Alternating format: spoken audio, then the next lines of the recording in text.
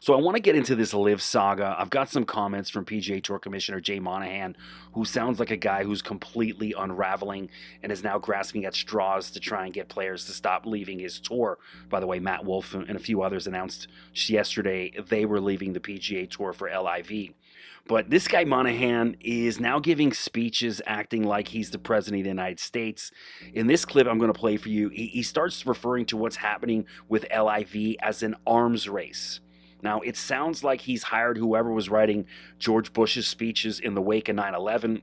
It's just getting out of control. It was very contrived, and he was trying to force the emotion into it. And, he's now playing off the 9/11 card, talking about how the victims of families are offended, that guys are going to the LIV tour, but no mention of the hundreds of families of the victims who are calling for a real investigation into 9/11 because they believe the official narrative is fiction.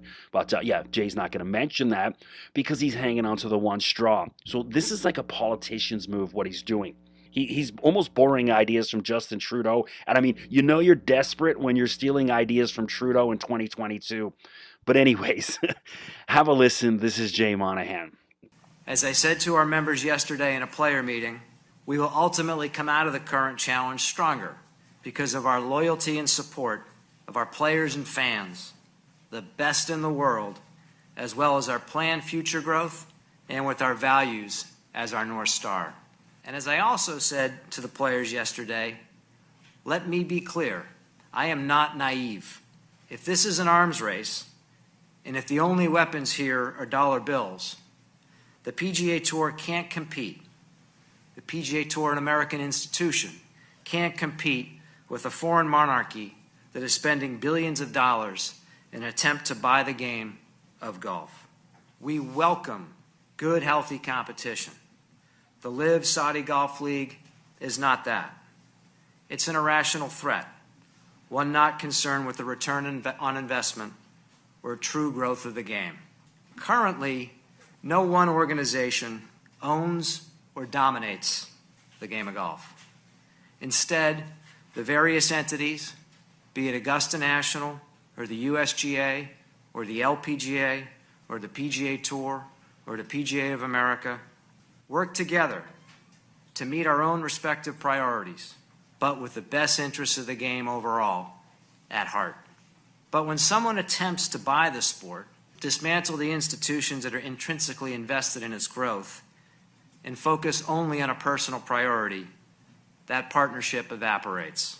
And instead, we end up with one person, one entity, using endless amounts of money to direct employees, not members or partners, toward their personal goal, which may or may not change tomorrow or the next day. I doubt that's the vision any of us have for the game. So I almost fell out of my chair when I sat and listened to that. I mean, who does he think he is? George Bush Jr. post 9/11? Come on, Jay. How come you didn't use the we're going to smoke them out line? We're smoking them out. Or claim that they have weapons of mass destruction. We're smoking them out. Dude, get a grip. This is golf we're talking about. It's not war. It's not an arms race. Maybe start paying your players better and treating them better, and they won't be leaving in masses. So one of the things I was thinking about, you ever hear an abusive husband talk to his wife when she finally decides to leave? We're smoking them out. Oh, baby, I'll change. Baby, I promise I'll change. I'll do this. And now, by no means am I calling Jay Monahan abusive, but what I'm saying is he sounds like that bad husband grasping to keep his wife who's packing her bags and already heading out the door. Oh, we got new events. No, baby, stay. We got some more money for you. Well, it's too little too late.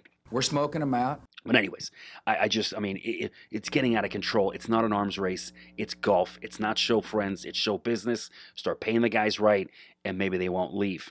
Now, we also had another amazing speech from Keith Pelley, who is the commissioner of the DP Tour, which used to be known as the European Tour. They rebranded. I mean, that rebrand's almost as bad as the new Coke. But anyways, we'll leave that for another time. Here's Keith Pelley giving his own statement on what sanctions he's going to put against his guys if they go play on the LIV Tour. The sanctions are for the players that played in the LIV event at the Centurion Club without an official release from the DP World Tour. Those players will be sanctioned £100,000 and are not eligible to play in the Genesis Scottish Open or the Barbasol Championship or the Barracuda Championship. So, by the way, Keith, that £100,000 fine you laid out there, well, the LIV Tour's already announced they're going to pay it on behalf of the players. So, nice try, but that's not exactly going to work. But, I mean, when I first heard about the LIV, I didn't think it was a big deal, but there's a possibility over the next few months that they have the majority of the best players in the world on their tour.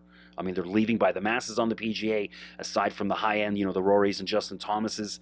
The rest of these guys are, basically sit and wait for their offer, and it looks like they're going to go.